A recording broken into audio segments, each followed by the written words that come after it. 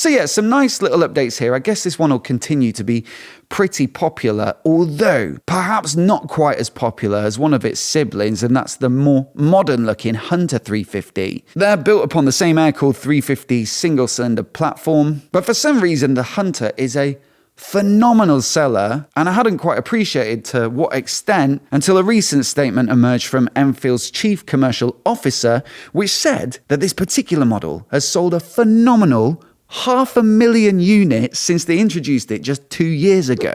To me, that's mind-blowing. I knew that the 350s and the 650s, to be fair, are both really popular here in the UK. They've got that retro charm and the accessible price point. But yeah, I wouldn't say I'd ever expected them to sell 500,000 of them globally. You know, for context, a fairly substantial motorcycle manufacturer like BMW sell about 200,000 bikes a year globally in total across all their models, although admittedly, you know, most of them at a higher price point than the Hunter 350, but still that is 250,000 a year for the Hunter, so Enfield have sold more on just one model alone. Clearly, Enfield have really got something right about this bike, and I did enjoy it when I rode it back on the launch, but I will say the only potential problem for it could be the new, or relatively new, Triumph 400s, which seem to have sold really very well, at least here in the UK in 2024. Sales data for the first half of the year showed that both bikes, the Speed 400 and the Scrambler 400X, were right up towards the top of the chart, and mixing it with the GSs and stuff like that that always sell every year really very well. And if you check out